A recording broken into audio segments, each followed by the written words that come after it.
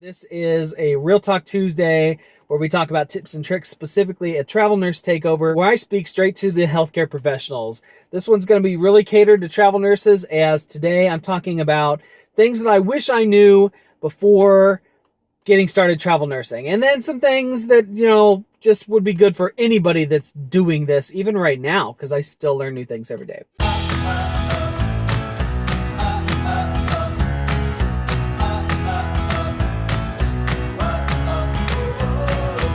Just getting out of work today. Just starting to rain, so hopefully it'll cool off a little bit. But it's just about my favorite part of the day. Oh. For my healthcare professionals, you know what that is like, and it is great. Yeah, it's been a good day today working in the medical ICU.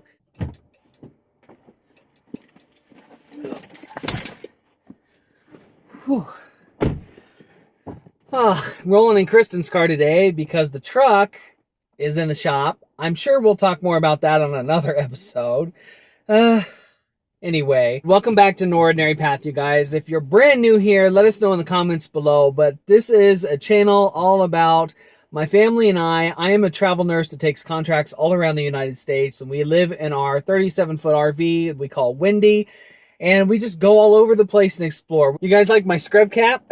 So one of the nurses' moms made these for us. They have the little buttons in the back so that our masks don't hurt our ears. It's super nice. Anyway, so here are 7 things I wish I knew before going into travel nursing.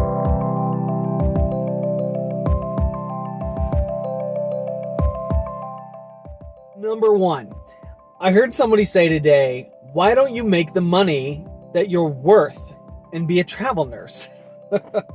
It is no surprise. Most people know that travel nurses do make pretty good money, especially right now with like the COVID stuff going on and crisis rates and that kind of stuff.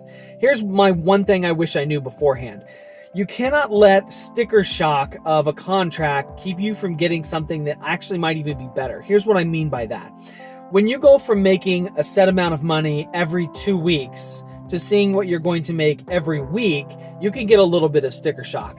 I'm going to throw out numbers here. These are just numbers. It's not what I'm making. It's just numbers, guys. But let's say you're making $2,000 every other week, and all of a sudden you get a contract for, I don't know, say $1,600, right? Well, you do the math. You know you're going to be making more money. So you're like, oh my gosh, $1,600 a week. That's fantastic. And then you say to yourself, all right, I'll take it.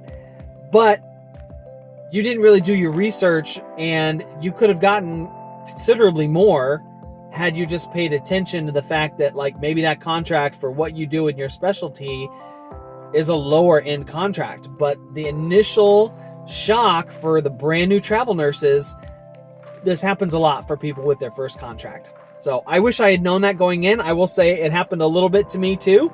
Probably could have made more on the first one. It's okay though. It's a learning curve. But now you know. Gonna start heading home here. Bye, hospital. All right, this other one may sound like obvious, but I wish I had known that it's okay to ask the recruiter for things. Hopefully you will develop a relationship with your recruiter like I have with Natasha at Atlas MedStaff. She's fantastic. We text each other all the time just to make sure everything is good with both of us and our families even, and I know she's got my back for anything. But in the beginning, when you're first starting out, you have to understand that it's okay to ask for things. If you don't, know what's going on, ask for it. Can I be reimbursed for this? That's my number 3 thing. It's okay to ask to be reimbursed for things. For example, scrubs. If you need a different color scrub for where you're going and you need to buy some, ask for them to be reimbursed. Even if it's not in the paperwork, even if it's not in the contract, there are agencies that have budgets for stuff like this. So you could say, hey, I had to buy these scrubs. Guys, scrubs are getting stupid expensive. I mean, okay, I need 2 sets. Like $150 for a decent set? That's crazy, right? It's okay to ask for those things to be reimbursed. Okay, number 4. This is an important one.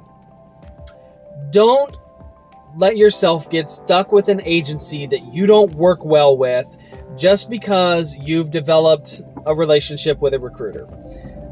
I understand this can be a really tough one for some people because, as nurses and healthcare professionals, we are people, right? We have this love-hate relationship with people. If you've been doing it long enough, you know what I'm talking about. But you develop a relationship with your recruiter because you need that. It's important to you. But there are some agencies out there that I just won't work with. And I'm sure that there's some good people that do work with those agencies. But here's the thing, you guys. You cannot get stuck with a bad company just because you feel bad about leaving your recruiter. I run into this with other travel nurses that I meet and talk to at my different assignments all the time that are like, yeah, I work with such and such agency. I'm not real happy with them. I feel like the contracts aren't that great, but I don't want to leave because, I like my recruiter so well, and I feel bad about, asking other agencies and that kind of stuff. Look, one of the things I love so much about Atlas is, and it's not just from Natasha, it's even from like their founders and the CEOs and stuff like that I am in contact with occasionally. They always say, if there's something better out there for you, we want you to be with us, but if it's something better, go for it. You want a company like that to be behind you. So just, be a little guarded. I get the relationship thing, but be a little guarded. It's okay.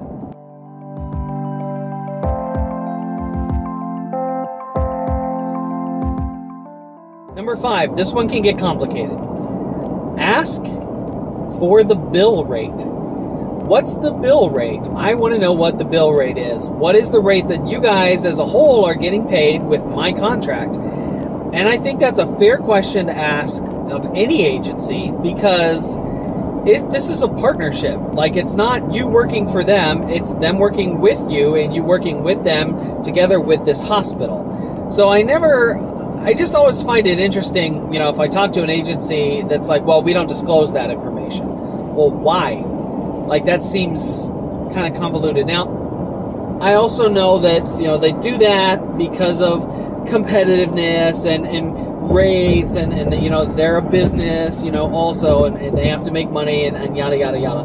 But I feel like if there's nothing to hide, there really shouldn't be anything to hide. For me, it's just another mark of good respect and honesty of an agency if they're willing to say, okay, you want to know what it is? This is what it is. Because then you can see, what pieces of the pie go where. And I feel like that's an okay thing to ask. And it's also a benchmark of, are they willing to work with you? Number 6, possibly the most important one on the list here. Don't let your desire to be a good travel nurse let you get pushed around. It can mean a couple of different things. Don't let yourself get pushed around by an agency that you're not working well with into guilt-tripping you into taking certain contracts or into guilt-tripping you to not use other agencies to compare things with. Don't let yourself get pushed around like that just because, you want to be a good nurse, a good example. Same goes at the hospital. It is okay to stand up for yourself if you feel like you're being treated unfairly because you're the travel nurse. Understand you are there to help them. And I have said this in many other posts in the past about travel nursing. There's a whole list that we have. If you would like to check it out, you can check it out up here. Understand you're there to help them out. Be the best that you can be for them. That being said, there are instances where it's okay to say, look, I feel like I'm being taken advantage of here. Let me give you an example. Recently, I contacted the manager at the contract that I'm working at, and I said, I'm being floated to this unit where, as an ICU nurse, I'm taking more patients than I feel comfortable with. And let's just say it was more than 4. Okay, most ICU nurses take 3 to 4 when they're floated to step-down units or stuff like that. This was more than that, and they were all pretty busy. It was a neuro unit. For those of you that work neuro, you kind of know what I'm talking about. It can get really busy. And I said, look, I don't think this is fair. I had somebody even tell me that, yeah, they're all pretty sick, but you're the ICU nurse, so we know you can handle it. Well, I can handle it, but when you give me, a lot of patients, it's a little difficult. So I brought it up with my manager. I said, I don't feel like this is, good or maybe even safe. So I told her, and it got resolved, and they solved the issue. It has not been a problem. There was no hurt feelings. Everybody understood, and we were all good with each other.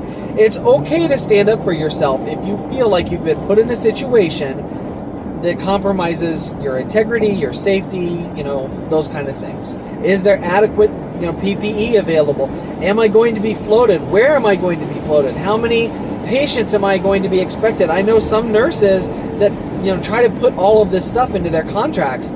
So you could do that if you want to try to do due diligence beforehand. All right, number 7, and I'm going to go a little out on a limb here, being the nurse, the dude nurse, the male nurse, compression socks. Never, ever wore them until I got a pair from Atlas for Christmas. I don't ever want to go back. Maybe it's because I'm old. For those of you that have been following our channel know that I had a birthday recently. But man, I don't know why I never got these beforehand.